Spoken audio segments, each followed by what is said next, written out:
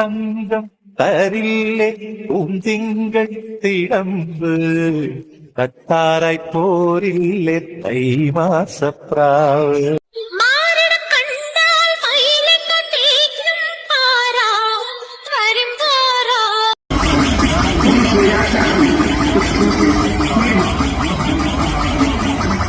എല്ലാവർക്കും നമ്മുടെ പുതിയ ഇലക്ഷൻ കോമഡി വീഡിയോയിലേക്ക് സ്വസ്വാഗതം. ഇലക്ഷനുമായി ബന്ധപ്പെട്ട് കലാശക്കൂട്ട് നടന്ന ദിവസമായിരുന്നു ഇന്നലെ, അല്ലെ? അതുകൊണ്ട് തന്നെ കുറെ അധികം കോമഡികൾ ഇന്നലെ സംഭവിച്ചു എന്നുള്ളതാണ്. പക്ഷെ എന്നെ സംബന്ധിച്ചിടത്തോളം ഏറെ ദുഃഖകരമായിട്ടുള്ള ദിവസമാണ് ഇന്ന് കേട്ടോ. കാരണം മറ്റൊന്നുമല്ല, നമ്മുടെ ഏറെ സക്സസ്ഫുൾ ആയി ഓടിക്കൊണ്ടിരിക്കുന്ന ഇലക്ഷൻ കോമഡി സീരീസ് അവസാനിക്കാൻ പോവല്ലേ. അതിന്റെ സങ്കടം നല്ലോണം എനിക്കുണ്ട്. എന്റെ മനസ്സിലുള്ള ഒരു ആഗ്രഹം കൊണ്ട് ഞാൻ ചോദിക്കുകയാണ്, ഈ ഇലക്ഷൻ ഒന്ന് നീട്ടി വെക്കാൻ പറ്റുമോ?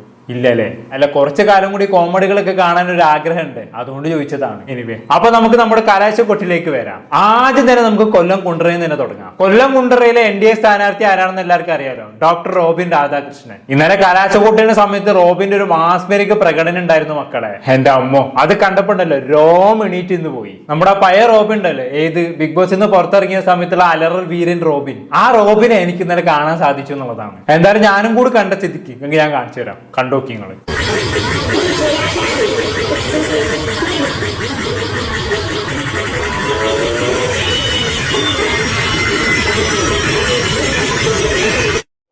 എന്താലേ, ഹെലികോപ്റ്റർ ഹെലികോപ്റ്റർ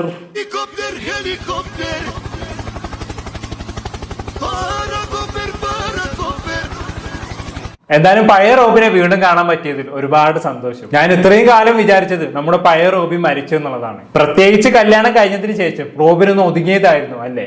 പഴയ അലറലൊക്കെ ഒന്ന് നിർത്തിയതായിരുന്നു. ഇനി ഞാൻ പഴയ പോരൊന്നും അലറ് നടക്കില്ല എന്നൊക്കെ പറഞ്ഞു നടന്ന ആളായിരുന്നു റോബിൻ. അതോടെ നമ്മളൊക്കെ വിചാരിച്ചിരുന്നത് റോബിൻ തീർന്നു എന്നുള്ളതാണ്. പക്ഷെ കഴിഞ്ഞിട്ടില്ല മക്കളെ, പഴയ റോബിൻ അവിടെ തന്നെയുണ്ട്. ഇത്തരം അവസരങ്ങൾ വരുന്ന സമയത്ത് ആ റോബിൻ പുറത്ത് ചാടുന്നുള്ളതാണ്. മതി, നമുക്കിത് മാത്രം മതി. ഇത്രയൊക്കെ തന്നെ നമ്മൾ റോബിൻ ആഗ്രഹിച്ചിട്ടുള്ളൂ. നായ നടുക്കടലിൽ ചെന്നാലും നക്കിയെ കുടിക്കുമെന്ന് പറഞ്ഞ മാതിരിയാണ് ഇവന്റെ അവസ്ഥ. ഇവനെവിടെ ചെന്നാലും ഇവന്റെ ആ പഴയ സ്വഭാവത്തിൽ നിന്ന് വിട്ടുമാറാൻ പറ്റുമെന്ന് എനിക്ക് തോന്നുന്നില്ല. എന്തായാലും അങ്ങനെ നീളുന്നു റോബിന്റെ മാസ്മരിക പ്രകടനങ്ങൾ. ഇനി നമുക്ക് നേരെ ഏറ്റുമാനൂരിലേക്ക് പോകാം. അവിടെയാണെങ്കിൽ ഇതിനു മുന്തിയ രീതിയിലുള്ള പ്രകടനമാണ് മക്കളെ, നിങ്ങളൊന്ന് കണ്ടോക്കി.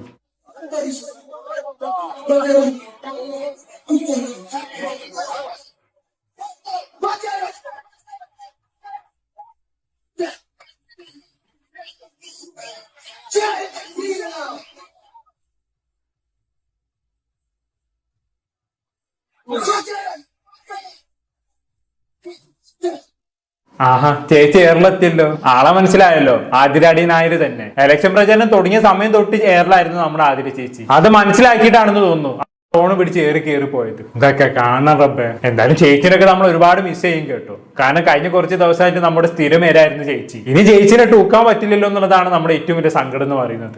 ഒട്ടും സാരില്ല. ഇനി നമുക്ക് നേരെ തൃക്കാക്കരയിലേക്ക് പോകാം. അവിടെ NDA സ്ഥാനാർത്ഥി ആരാണ്? വണ്ടനുള്ളി അഖിൽ മാരാർ. കലാശക്കൂട്ടിന്റെ സമയത്തുള്ള അഖിൽ മാരാരുടെ പ്രകടനം എന്ന് പറയുന്നത് റോബിനെയും ആതിരാടി നായരെയും ഒക്കെ കവിച്ച് വെക്കുന്നതാണ് മക്കളെ. ഒന്ന് കണ്ടോക്കി.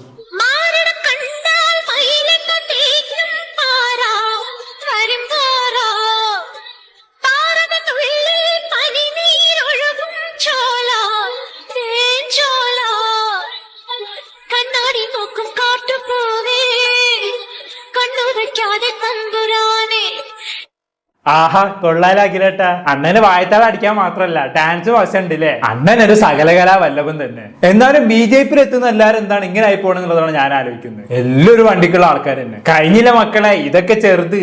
ഇനി അണ്ണന്റെ ഒരു മാസ്മരിക പെർഫോമൻസ് വരാണ്ട്, കണ്ടോക്കിങ്ങള്.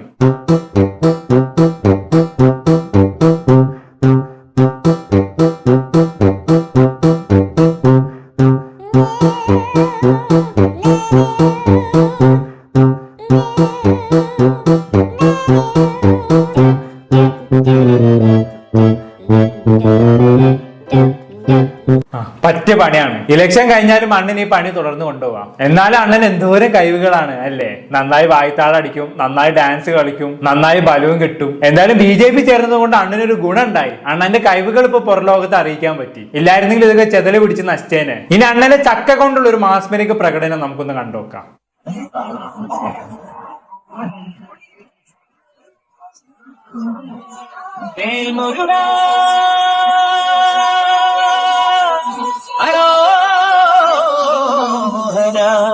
എന്തായാലേ അണ്ണൻ ചക്കി എടുത്ത് ഇങ്ങനെ വാള് പോലെ ചേറ്റുന്ന ഇഷ്ടാ. അണ്ണന് വാൾപ്പായിട്ടും വശമുണ്ടെന്ന് തോന്നുന്നു. അണ്ണൻ ഇങ്ങനെ ഓരോ കഴിവുകൾ പുറത്തെടുത്ത ആൾക്കാരെ അതിശയിപ്പിക്കുകയാണല്ലോ. എന്നാലും എങ്ങനെ നടന്ന അണ്ണനായിരുന്നു ഇപ്പത്തെ അവസ്ഥ നോക്ക്. ഒരുമാതിരി മെന്റൽ ഹോസ്പിറ്റലിൽ നിന്ന് ചാടി പോയ ആൾക്കാർ മാതിരിയായിരിക്കണം അണ്ണന്റെ ഓരോ കളികൾ. പാവണ്ടെങ്കിൽ നമ്മുടെ അണ്ണനെ ഇങ്ങനെ കോമാളാക്കി എടുത്ത് BJP-ക്കാരെ നിങ്ങളെ ദൈവം വെറുതെ കൂട്ടില്ല, നോക്കിക്കോളി. എന്നാൽ ഉള്ളത് പറയാനോ അണ്ണൻ ഞെട്ടിച്ച് കളഞ്ഞു കേട്ടോ. ഇനി നമുക്ക് അണ്ണനെ വിടാം, നേരെ തൃപ്പൂണിത്തറയിലോട്ട് ചെല്ലാം. അവിടെ ഇന്ത്യക്ക് വേണ്ടി മത്സരിക്കുന്ന ആരാണ്? വണ്ണിന്റെ ഉള്ളിൽ അഞ്ജലി നായർ. അഞ്ജലി നായരെ കുറിച്ച് ഇന്ന് നമുക്ക് കുറച്ചധികം കാര്യങ്ങൾ പറയാനുണ്ട്. അപ്പൊ നമുക്ക് ആദ്യം തന്നെ കലാശ വോട്ടിന്റെ ഭാഗമായിട്ട് അഞ്ജലി നായരുടെ ഒരു ഡാൻസ് തന്നെ കണ്ടു തുടങ്ങാം. സിനിമാ നാടിയാണല്ലോ, അപ്പൊ ഡാൻസ് ഒക്കെ നല്ല വശം ഉണ്ടാവുമല്ലോ. അപ്പൊ നമുക്ക് ആദ്യം ആ ഡാൻസ് കണ്ടിട്ട് തുടങ്ങാം.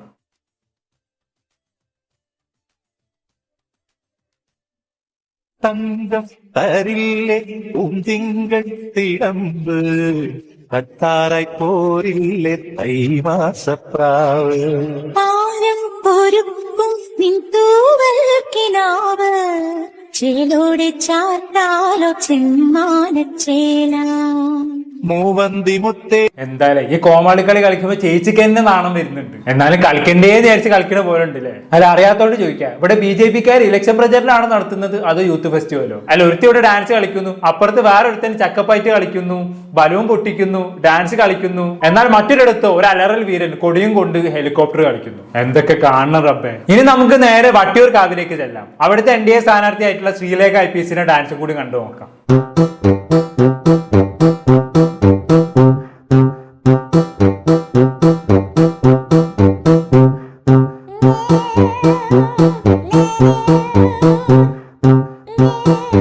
ആഹാ, ചേച്ചി നല്ല പ്രാക്ടീസ് ഒക്കെ ചെയ്തിട്ടാണ് സ്റ്റെപ്പ് ഇട്ടേക്കുന്നത്. ഇതൊക്കെ കലാശക്കൂട്ടിന്റെ സമയത്ത് കളിക്കാൻ വേണ്ടി ഇവരെ കൊണ്ട് പ്രാക്ടീസ് ചെയ്യിപ്പിക്കുന്നതാണെന്ന് തോന്നുന്നു. എന്തായാലും കൊള്ളാം, ഒക്കെ മുട്ട കോമഡി ആയിക്കണമെന്ന് പറഞ്ഞാൽ മതിയല്ലോ. ഇനി നമുക്ക് ബാക്ക് ടു അഞ്ജലി നായരിലേക്ക് തന്നെ വരാം. അഞ്ജലി നായർ കഴിഞ്ഞ ദിവസം മൈൽസ്റ്റോൺ മേക്കേഴ്സിൽ ഒരു ഇന്റർവ്യൂ കൊടുത്തിട്ടുണ്ടായിരുന്നു. അതിൽ പുള്ളിക്കാർ കുറച്ച് കാര്യങ്ങൾ തള്ളി വിടുന്നുണ്ട് മക്കളെ, നിങ്ങൾ കണ്ട് മനസ്സിലാക്കിക്കോളി. എന്റെ ലൈഫിൽ എന്റെ സമ്പാദ്യത്തിന് ഒരു 35 ലക്ഷം രൂപയോളം ഞാൻ ജനങ്ങൾക്ക് കളഞ്ഞൊരാളാണ്. അത്രത്തോളം ഞാൻ അവരുടെ ഇടയിലേക്ക് ചെന്ന് കല്യാണം ആയിക്കോട്ടെ, ഹോസ്പിറ്റൽ ആവശ്യം ആയിക്കോട്ടെ, പ്രസവം ആയിക്കോട്ടെ, ജപ്തി ആയിക്കോട്ടെ, അങ്ങനെ എന്ത് തന്നെയാണെങ്കിലും ഞാൻ അധികമൊന്നും ഉണ്ടാക്കിയിട്ടില്ലെങ്കിലും ഈ 17 വർഷം കൊണ്ട് ഉണ്ടാക്കിയതിൽ പകുതി മുക്കാലും മറ്റുള്ളവർക്ക് വേണ്ടി കളഞ്ഞൊരാളാണ്. കളയാൻ ഇൻസെൻസ് കളയാൻ അല്ല, ഞാൻ എനിക്ക് വേണ്ടി ഉപയോഗിക്കാതെ മറ്റുള്ളവർക്ക് വേണ്ടി ഉപയോഗിച്ചിട്ടുള്ള ഒരാളാണ്. ഇന്നും ഒരു ചെരുപ്പ് വാങ്ങിയാൽ 500 രൂപ കൂടുതൽ ഞാൻ ആ ചെരുപ്പിലേക്ക് ബില്ല് ഞാൻ ആക്കാൻ ശ്രമിക്കില്ല. ആ 500 രൂപയുടെ ചെരുപ്പ് ഞാൻ ഒരു വർഷം ഇട്ട് അടക്കാൻ പറ്റിയ അത്രയും ഹാപ്പിയാണ്. കരയിപ്പിക്കല്ലേ ചേച്ചി. ചേച്ചി ഇത്ര നല്ല ഒരാളായിരുന്നു എന്ന് അറിഞ്ഞില്ല, ആരും പറഞ്ഞില്ല. എന്നാലും ചേച്ചിന്റെ ആ ഒരു ഉദാര മനസ്കത നിങ്ങൾ ആരും കാണാണ്ട് പോരുത്. എത്ര പാവങ്ങളാണ് ചേച്ചി സഹായിച്ചതെന്ന് നോക്കിയേ. 35 ലക്ഷം രൂപയാണ് ചേച്ചി അങ്ങ് വെറുതെ കൊണ്ടേ കളഞ്ഞത്. പാവങ്ങളെ സഹായിച്ചും അവർക്ക് വേണ്ട കാര്യങ്ങൾ ചെയ്തു കൊടുത്തും ചേച്ചി അങ്ങ് 35 ലക്ഷം രൂപ കൊണ്ടേ കളഞ്ഞു പോലും. ചേച്ചിയെ പോലെ ഉദാര മനസ്കതയായിട്ടുള്ള ഒരു സ്ഥാനാർത്ഥി വേറെ ആരുണ്ട്? നിങ്ങൾ തന്നെ പറ, വേറെ ആരുണ്ട്? അതുകൊണ്ട് എല്ലാവരും ചേച്ചിനെ വോട്ട് ചെയ്ത് വിജയിപ്പിക്കണം കേട്ടോ. അല്ല, അതിനു വേണ്ടിയാണല്ലോ ചേച്ചി ഇതൊക്കെ തട്ടിവിട്ടത്. എന്നാലും ചേച്ചി അവസാനം പറഞ്ഞ കാര്യം കേട്ടിട്ടാണ് എനിക്ക് ചിരി വന്നത്. 500 രൂപയ്ക്ക് താഴെ ചെരുപ്പ് മാത്രമേ ചേച്ചി ഇടാറുള്ളൂ പോലും, അതും ഒരു കൊല്ലം ചേച്ചി ഉപയോഗിക്കും. അത്രക്കും സിമ്പിൾ ആൻഡ് ഹമ്പിൾ ആണ് നമ്മുടെ ചേച്ചി, അത്രക്കും കുലീനയാണ് നമ്മുടെ ചേച്ചി. പിന്നെ ചേച്ചിയുടെ 35 ലക്ഷം രൂപ പലരും സഹായിച്ച് ചേച്ചി കളഞ്ഞു എന്ന് പറഞ്ഞല്ലോ. ചേച്ചി ഒന്നുകൊണ്ടും പേടിക്കണ്ട. ചേച്ചിക്ക് ഇപ്പൊ BJP-ക്ക് വേണ്ടി മത്സരിച്ചത് കാരണം അവര് തന്നെ ഇപ്പൊ മിനിമം 1 കോടിക്ക് മുകളിലെങ്കിലും ചേച്ചിക്ക് ഫണ്ട് തന്നിട്ടുണ്ടാവല്ലോ. അത് വെച്ച് ചേച്ചിക്ക് 35 ലക്ഷം രൂപ കവറപ്പ് ചെയ്യാലോ. അതൊന്നൊന്നും പേടിക്കേണ്ട ചേച്ചി. എന്തെന്നാലും ചേച്ചിന്റെ ആ നല്ല മനസ്സിനെ ഞാൻ അപ്രീഷിയേറ്റ് ചെയ്യുന്നു. പിന്നെ പൊതുവെ ഉദാര മനസ്കരായിട്ടുള്ള ആളുകളൊക്കെ BJP-യിൽ എത്തിക്കഴിഞ്ഞാണെങ്കിൽ നേരെ തിരിച്ചാവാറാണ് പതിവ്. ഉദാഹരണമായി പറയുകയാണെങ്കിൽ സുരേഷ് ഗോപി എന്ത് നല്ല മനുഷ്യനായിരുന്നു, എത്ര ആൾക്കാരെ സഹായിച്ച മനുഷ്യനായിരുന്നു. എന്ന് BJP-യിൽ എത്തിയോ അന്ന് ആള് മാറി. അതേപോലെയൊക്കെ തന്നെയാണ് ചേച്ചിക്ക് സംഭവിക്കാൻ പോകുന്നത്. ഇതൊന്നല്ല കേട്ടോ, ഇപ്പൊ കഴിഞ്ഞ കുറച്ച് ദിവസമായിട്ട് ഇലക്ഷൻ പ്രചരണത്തിന്റെ ഭാഗമായിട്ടാണെന്ന് തോന്നുന്നു ചേച്ചിയുടെ ഉച്ചഭക്ഷണം മുഴുവൻ ഇപ്പൊ അമ്പലത്തിലാണ്, അന്നദാനത്തിലാണ്. അങ്ങനെ ഒരു അന്നദാനത്തിന് പോയ സമയത്ത് ചേച്ചി എന്തോ ഒന്ന് പറയുന്നുണ്ട്. നിങ്ങൾ എന്തായാലും ഒന്ന് കേട്ടു നോക്കി. ഉച്ചഭക്ഷണം ഇവിടെ തന്നെയാണോ? അല്ല, അങ്ങനെ ചോദിച്ചു കഴിഞ്ഞാണെങ്കിൽ ഇലക്ഷൻ കഴിയുന്നത് വരെ ഇവിടെ തന്നെ കാണും അല്ലെ ചേച്ചി? അത് കഴിഞ്ഞാൽ ചിലപ്പോ ഹോട്ടലിൽ നിന്ന് കഴിച്ചെന്ന് വരും. എന്തായാലും ചേച്ചിക്ക് പറയാനുള്ള കേട്ടോക്കാം. ഉച്ചഭക്ഷണം പലപ്പോഴും അമ്പലങ്ങളിൽ നിന്നാണ് കിട്ടണേ, അല്ലെങ്കിൽ ഏതെങ്കിലും പ്രവർത്തകരുടെ വീടുകളിൽ നിന്നോ അല്ലെങ്കിൽ പള്ളിയിൽ നിന്നോ കഞ്ഞി, അങ്ങനെയൊക്കെ തന്നെയല്ലേ?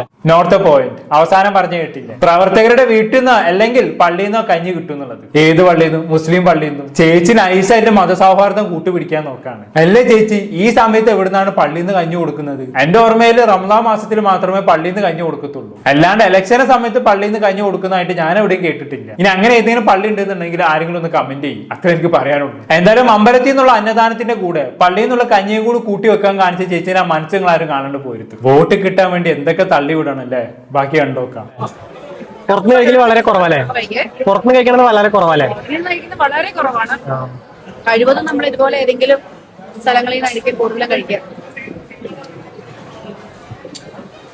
ഇന്നിപ്പോ അവസാനത്തെ ദിവസമല്ലേ പ്രചാരണങ്ങളൊക്കെ.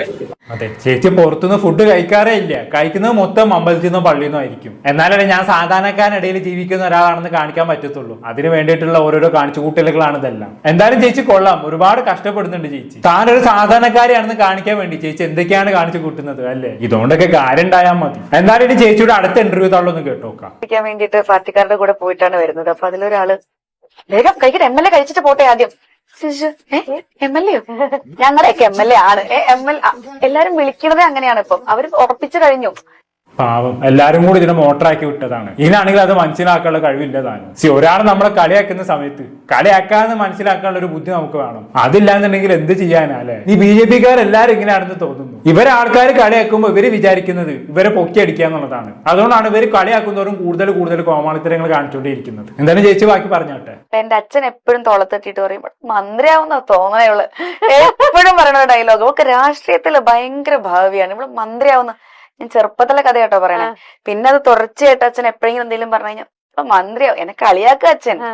പക്ഷെ അപ്പൊ ഇങ്ങനെ ഒരു ഇത് വന്നപ്പം എനിക്ക് അച്ഛൻ പറഞ്ഞ കാര്യം ആലോചിച്ചു. അച്ഛൻ അതൊരു മാനിഫെസ്റ്റേഷൻ പോലെ ചെയ്തത് കൊണ്ടാണോ, ഉള്ളിൽ അത്രയും എവിടെയെങ്കിലും അച്ഛൻ ആഗ്രഹിച്ചിട്ടുണ്ടോ? ഇതൊന്നും ഞങ്ങൾ ഷെയർ ചെയ്യാത്ത കാര്യങ്ങളാണ്. പക്ഷെ ഇത് വന്നപ്പോ എനിക്ക് അതാ ഓർമ്മ വന്നേ.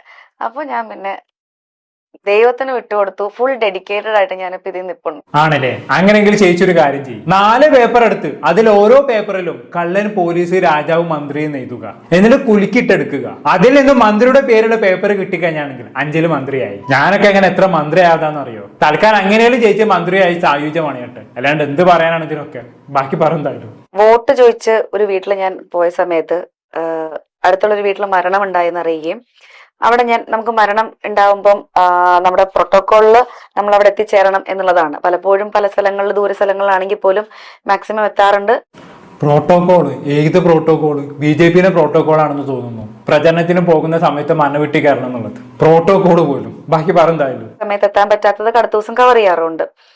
ഇതറിഞ്ഞ സമയത്ത് ഞാൻ അവിടെ പോയപ്പം കുറച്ചു നേരം ഞാൻ അച്ഛനെ നോക്കിയിരുന്ന് തിരിച്ചു കടന്നപ്പം അവിടുത്തെ അവരുടെ മകള് ആ ചേച്ചിയോട് പറഞ്ഞത് 9-ാം തീയതി ആവാൻ വേണ്ടിയിട്ട് അച്ഛൻ കാത്തിരിക്കുകയായിരുന്നു മോൾക്ക് വേണ്ടിയിട്ടൊരു വോട്ട് തരാൻ. അതിവിടെ നിന്നും ചർച്ചയിൽ നമ്മൾ പറയുന്ന ഒരു കാര്യമാണ്. പക്ഷെ അതിനു മുമ്പ് അച്ഛൻ പോയി എന്ന് പറഞ്ഞു. ആകെപ്പാടെ കിട്ടുന്ന കുറച്ച് വോട്ടിലൊരു വോട്ടായിരുന്നു. അതങ്ങ് നഷ്ടമായില്ലേ? ചേച്ചി ഇപ്പൊ വിചാരിക്കുന്നുണ്ടാവും 2 ദിവസം കൂടി കഴിഞ്ഞ് മരിച്ചാൽ മതിയിരുന്നു. എന്നാലും ചേച്ചി ഇങ്ങനെ തള്ളി വിടുമ്പോൾ ഞാൻ ആലോചിക്കുന്ന അതല്ല. സ്വന്തം അച്ഛൻ മരിച്ചു കിടക്കുന്ന സമയത്ത് സ്വന്തം മകള് ഏതെങ്കിലും സ്ഥാനാർത്ഥിന്റെ അടുത്ത് പോയി ഇങ്ങനെയൊക്കെ പറയോ, നിങ്ങൾക്ക് വേണ്ടി വോട്ട് ചെയ്യാൻ വേണ്ടി കരുതിയതായിരുന്നു, പക്ഷെ ഇപ്പൊ അങ്ങ് മരിച്ചതുള്ളൂ എന്നുള്ളത് എനിക്കറിയില്ല കേട്ടോ. എന്തായാലും ചേച്ചി ബാക്കി പറഞ്ഞാട്ടെ. അത്രയും പ്രായമുള്ള ഒരു അച്ഛൻ എനിക്ക് വേണ്ടി ദിനങ്ങൾ എണ്ണി കഴിഞ്ഞിരുന്നെങ്കിൽ, അല്ലെങ്കിൽ ആ ഒരു മൊത്തം തൃപ്പൂണിത്തുറ നാട് എനിക്ക് വേണ്ടി നിന്നിട്ടുണ്ടെങ്കിൽ അതെന്റെ അഭിനയം കൊണ്ട് നടക്കില്ല. ഏത് തൃപ്പൂണിത്തുറ നാട്? അല്ല, മനസ്സിലായില്ല. തൃപ്പൂണിത്തുറയിലെ BJP പ്രവർത്തകരാണ് ചേച്ചി ഉദ്ദേശിച്ചത്? അങ്ങനെയെങ്കിൽ പിന്നെയും ഓക്കെ. അത് മറ്റൊന്നും കൊണ്ടല്ലേ ചേച്ചി BJP ചേർന്നതിനെ കൊണ്ടാണ്. അത് ഏത് പാർട്ടി ചേർന്നാലും ആ നാട്ടിലുള്ള പാർട്ടി പ്രവർത്തകർ ചേച്ചിന്റെ കൂടെ ഉണ്ടാവും. ചേച്ചി BJP ചേർന്നാൽ തൃപ്പൂണിത്തുറയിലെ BJP പ്രവർത്തകർ മൊത്തം ചേച്ചിന്റെ കൂടെ ഉണ്ടാവും. LDF ചേർന്നാലോ അവിടെ LDF മൊത്തം ചേച്ചിന്റെ കൂടെ ഉണ്ടാവും. UDF ചേർന്നാലോ അവിടുത്തെ UDF മൊത്തം ചേച്ചിന്റെ കൂടെ ഉണ്ടാവും. ഇതൊക്കെ ഇലക്ഷന്റെ സമയത്ത് നടക്കുന്ന സംഭവമാണ്. അതിന് പ്രത്യേകിച്ച് അഭിനയിക്കൊന്നും വേണ്ട, സ്ഥാനാർത്ഥിയായിട്ട് മത്സരിച്ചാൽ മാത്രം മതി. എന്താ ചേച്ചിന്റെ ഒരു വർത്താനല്ലേ? പ്രചരണത്തിന് പോയ സമയത്ത് ചേച്ചി മറ്റൊരു സാധനം തള്ളുന്നുണ്ട്. എന്തായാലും അതൊന്ന് കേട്ടു. 4-ാം തീയതി ഇപ്പൊ പടക്കം വാങ്ങാൻ പോയ ചേട്ടൻ ആരാണോ ആ കട മൊത്തം വാങ്ങിച്ചുകൊണ്ട് വരണം. കാരണം നമുക്ക് വിജയിക്കാനുള്ള. ഓക്കെ, അപ്പൊ 4-ാം തീയതി കാണാം. 4-ാം തീയതി കഴിഞ്ഞ് കാണണം. എന്താ ചേച്ചിന്റെ കോൺഫിഡൻസ് ഇല്ലേ? ഇത് കേൾക്കുമ്പോൾ എനിക്ക് മറ്റേ മോഹൻലാലിന്റെ ഡയലോഗാണ് ഓർമ്മ വരുന്നത്. തോൽക്കുന്നതിന്റെ ഒരു അല്പം മുന്നേ കുറച്ച് കോൺഫിഡൻസ് നല്ലതാണെന്നുള്ളത്. എന്നാലും തോൽക്കുമെന്ന് അറിഞ്ഞിട്ടുമുള്ള ഇവരുടെ കോൺഫിഡൻസ് ഉണ്ടല്ലോ, ഇതിന്റെ 10-ലൊന്ന് കിട്ടിയിരുന്നെങ്കിൽ നമ്മൾക്ക് എവിടെയെങ്കിലും എത്തിപ്പോയേനെ. ഇനി ചേച്ചി കുറച്ച് ദിവസങ്ങൾക്ക് മുമ്പ് BJP ജയിച്ചു കഴിഞ്ഞാണെങ്കിൽ എല്ലാ സർക്കാർ സ്കൂളുകളിലും ഇംഗ്ലീഷ് മീഡിയം കൊണ്ടുവരുന്നൊക്കെ വീമ്പ് ഇളക്കിയിട്ടുണ്ടായിരുന്നല്ലോ. അത് കാരണം കുറച്ചു കാലം ചേച്ചി എയറിലായിരുന്നു അല്ലേ? അതുമായി ബന്ധപ്പെട്ട് ഇന്നലെ ചേച്ചിയോട് ഒരു ഓൺലൈൻ മീഡിയ ചോദിക്കുന്നുണ്ട്. അന്നേരമുള്ള ചേച്ചിയുടെ മറുപടി നമുക്കൊന്ന് കണ്ടോക്കാം. സ്കൂളിൽ ഇംഗ്ലീഷ് മീഡിയം എല്ലാ സ്കൂളിലും ഉണ്ടാവുന്നു, അതിന്റെ അങ്ങനെ പറയാൻ കാരണം എന്തായിരുന്നു? അങ്ങനെ പറയാൻ പ്രത്യേകിച്ച് ഒരു കാരണവുമില്ല. അത് അത്യാവശ്യം നന്നായിട്ട് സോഷ്യൽ മീഡിയയിൽ കിടന്ന് കളിക്കുന്നില്ല. അത് അങ്ങനെ തന്നെ കളിക്കട്ടെ. അത് കുറച്ച് കഴിയുമ്പോൾ എൻ്റെ ഇത് പറഞ്ഞു. ഈ BJP സർക്കാർ ഇനിയിപ്പോ പുതിയ ഭരണത്തിന്റെ അങ്ങനെ പറയില്ല ചേച്ചി. ചേച്ചി എന്തെങ്കിലുമൊക്കെ മണ്ടത്തരം വിളിച്ചു പറ, എന്നാലേ നമുക്ക് ഊക്കാൾ അവർക്ക് കിട്ടത്തുള്ളൂ. എന്തായാലും ചേച്ചിക്ക് മനസ്സിലായി കയ്യിൽ നിന്ന് പോയി എന്നുള്ളത്. എനിവേ, ഇങ്ങനെ നീളുന്നു നമ്മുടെ ഇലക്ഷൻ കോമഡികൾ എന്ന് പറയുന്നത്. തൽക്കാലം ഇന്നത്തെ ഇലക്ഷൻ കോമഡികൾ ഇവിടെ വെച്ച് അവസാനിപ്പിക്കുകയാണ്. ഇനി നാളെ എന്തെങ്കിലും കിട്ടുകയാണെങ്കിൽ, ഇപ്പൊ ഇലക്ഷൻ പ്രചരണമൊക്കെ അവസാനിച്ചല്ലോ, എന്നാലും കിട്ടുകയാണെങ്കിൽ നാളെ ഇതിന്റെ ബാക്കിയായിട്ട് വരാം. എന്താണ് നിങ്ങൾക്ക് തോന്നുന്നത്? താഴെ കമന്റ് ബോക്സിൽ രേഖപ്പെടുത്തുമല്ലോ. അടുത്തൊരു ടോപ്പിക്കുമായി കാണാം.